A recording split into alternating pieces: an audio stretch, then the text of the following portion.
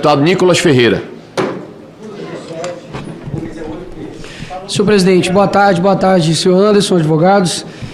Quero agradecer aqui ao senhor, por esclarecer várias questões. Quando falta, de fato, apuração de fatos, o que resta é narrativas. O senhor não foi denunciado, não tem tipificação de crime, o senhor está usando de forma constrangedora a tornozeleira eletrônica, 4 meses preso sem poder ter visita à sua família, e tudo isso porque você cumpriu o seu papel. Afinal de contas, a secretaria não tem competência operacional, mas sim de planejamento. E, infelizmente, enquanto para alguns são promovidos, enquanto para alguns continuam soltos, inclusive estando lá dentro do Planalto, o que o senhor toma realmente é uma perseguição, porque miram no senhor, mas o alvo, de fato, nós sabemos que se chama Bolsonaro.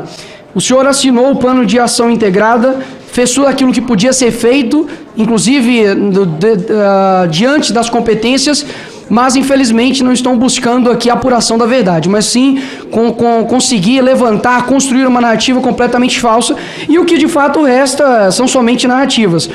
Foi levantado aqui, com relação a uma minuta do golpe que teria sido escrita pelo senhor ou juntamente com Jair Messias Bolsonaro, mas que estava disponível desde o dia 2 de dezembro em uma revista eletrônica do Google. Você tem ali uma narrativa, te acusaram de comprar as passagens de forma premeditada, o senhor deve ser um exímio servidor público, não tenho dúvida disso, mas a esquerda acha que até é mais do que isso, o senhor é futurólogo, realmente sabe o futuro para poder comprar passagem dia 21 de novembro e cair exatamente no dia em que supostamente houve aí o golpe. Te acusaram inclusive de ir para a Bahia, senhor Torres, somente por conta de conversar ali com a PRF para tramar uma possível impedimento de votos ali no Nordeste. Só que o senhor foi à Bahia a convite da Polícia Federal e também não esteve na PRF, o que mais uma vez cai essa narrativa. E quero pegar aqui emprestado a ajuda de um ministro chamado Alexandre de Moraes para poder sepultar essa narrativa. Afinal de contas, o que o senhor ministro diz torna-se verdade por completo. Ele diz o seguinte: nenhum eleitor foi impedido de votar por blitz da PRF.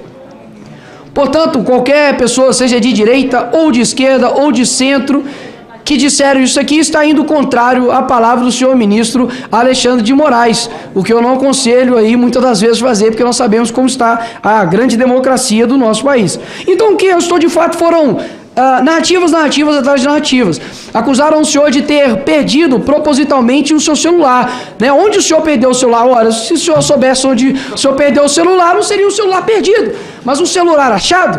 E até mais, não houve nenhum prejuízo. Afinal de contas, hoje em dia não é necessário ter um celular físico para poder acessar os dados que estão em nuvem, inclusive que também o senhor Torres entregou, forneceu a senha e logins corretos. E as próximas narrativas aqui que foram colocadas, não somente hoje, mas em outros dias, é de que o senhor Torres tivesse sido uma pessoa que fez contra a democracia por dizer questões a respeito do voto impresso. Se for tomar como um ataque à democracia, talvez um questionamento ou um pedido do voto impresso, não uma outra alternativa, a esquerda também vai ter que fazer o mesmo com o senhor Flávio Dino, de que entre 2009 a 2013 questionou as urnas de forma grotesca, dizendo aqui, eu tenho aqui os prints, dizendo que as urnas eletrônicas são extremamente inseguras e suscetíveis às fraudes. Isso foi dia 8/11/2013. Então não se pode haver 2 pesos, 2 medidas. Eu jamais irei cercear alguém de questionar algo.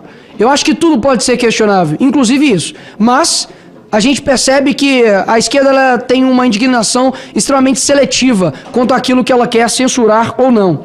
E nós tivemos aqui também o caso da deputada do Partido Comunista Brasileiro, que inclusive sempre utiliza ataques a mim ou aos colegas dizendo que são meninos, como se a minha juventude fosse motivo de vergonha. né? Eu não tenho vergonha alguma de ser jovem, pelo contrário, eu teria vergonha de ser uma pessoa, né, com a idade que a deputada tem e ainda ser comunista e defender ideias completamente retrógradas. E você vê que ela trouxe aqui informações como se fosse algo bombástico, gravíssimo. Senhor presidente, questão de ordem, algo aqui super grave, porque existem pedras preciosas que Jair Bolsonaro escondeu, etc e tal. E no fim das contas, quando foi ver, Felipe Barros, os valores das tal pedras preciosas dão 3 caixas de tubaína. Ou seja, realmente algo incrível que, olha só, está perdendo um incrível roteirista de Hollywood aqui. Eu indico a deputada para realmente um talento desperdiçado. Porque olha só o que ela quer que você aí de casa acredite. De que Jair Bolsonaro recebia tais presentes e fazia com que esses presentes se transformassem em financiamento de atos golpistas. Então o pessoal estava ferrado. R$400 não dá para nada, para poder sustentar todo mundo que estava ali. E elas ainda chamam que os nossos pensamentos a respeito do que de fato aconteceu, que são mirabolantes. Espera aí. Quando nós olhamos todas as pessoas que foram envolvidas, estão sendo colocadas aqui como responsáveis, você tem um coronel Naime, senhor Torres, que estava lá no dia, tirando vândalos ali na unha. E sabe o que ele ganhou? Uma cadeia. Nós temos o senhor que era secretário, mas estava aqui ausentado aqui, mas deixou um responsável por isso, assinou todo o pai, colocaram o senhor na cadeia e ainda se deslizavam querer colocar de novo o senhor na cadeia. Ou seja, para todos que estão talvez um pouco não ligados ao Bolsonaro, mas um pouco distantes, né, um pouco próximos na verdade, eles querem colocar na cadeia. Agora, o general do Lula que estava lá dentro, e o Ministério da Justiça, que também recebeu os informes da ABIN, o GSI que recebeu os informes da ABIN, e o Kleber, que foi promovido pelo Capelli, aí não tem nada a ver. Aí tá tudo certo, é dentro da normalidade. E quando tentam atrelar, né, pedras preciosas, joias ao Jair Bolsonaro como se fosse algo incrivelmente gravíssimo, que eles não conseguem nunca provar, diz a lenda, a deputada não está aqui, mas seria muito bom, diz a lenda que se citar Queiroz Galvão para deputado do Partido Comunista do Brasil, as bases estremecem. Porque aquilo que é legal, eles fazem se tornar ilegal. Mas aquilo que talvez tenha um senso de ilegalidade, eles tomam ilegalidade. Porque a deputada foi depositado pelo Queiroz Galvão, na conta do PCdoB, depois depositado para a campanha da deputada, R$410 mil. Isso aí está tudo bem. Isso é belo e moral, não tem problema nenhum. Mesmo que a empreiteira tenha sido investigada ali na Lava Jato. Mas quem está errado realmente é o Bolsonaro, que recebe Pix de 1 centavo a R$15, a 15 centavos, e que, somando a totalidade, dão incríveis R$20. Então, senhor Torres e demais colegas que estão aqui, infelizmente, a tara da esquerda é criar uma ideia, uma narrativa, para poder, de fato, acabar com qualquer pessoa que diz algo contrário. É muito lindo ouvir aqui alguns deputados de esquerda dizendo que nós estamos contra o Estado Democrático de Direito, sendo que o presidente que eles lutaram para poder eleger e elegeram, disse que derrubamos o Bolsonaro, mas não os bolsonaristas ainda.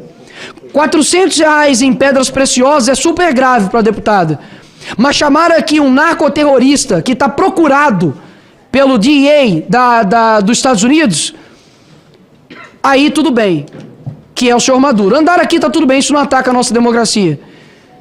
Ter falas e alianças com pessoas como, por exemplo, Daniel Ortega, que está perseguindo, inclusive, freiras brasileiras ali em seu país, aí isso é belo e imoral. Você ter pessoas como o ministro da Justiça dizendo que não importa, se vocês derrubarem o PL da censura, a gente tem outras medidas administrativas aqui na secretaria. E se não fizer dessa forma, a gente vai através do judiciário. Isso aí também é belo e moral e não ataca a democracia.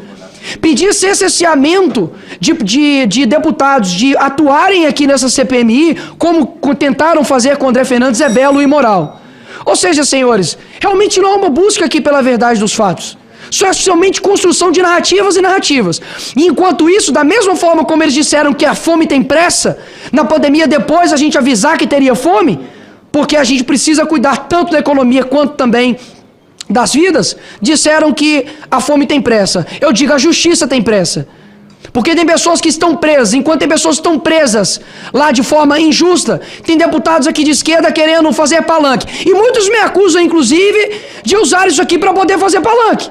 E fala que eu sou, os deputados do TikTok. E eles usam o TikTok para falar mal de quem usa o TikTok. Ou seja, as armas que estão ao meu dispor, de fato, é dar voz às pessoas. E eu tenho certeza que muitos pais, muitas mães, querem que as coisas sejam sanadas e uma investigação séria. O que, de fato, não está acontecendo. Porque o fotógrafo da Reuters, quando foi trazido para cá, foi isso aqui para trazer. Com muita falta de vontade da parte da base.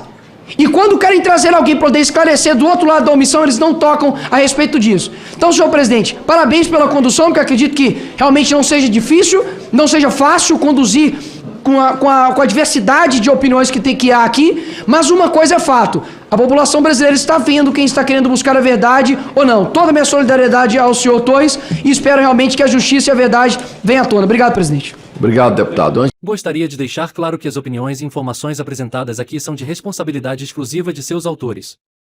Como criador deste conteúdo, não me responsabilizo por consequências. Pesquise e busque orientação profissional antes de decisões significativas.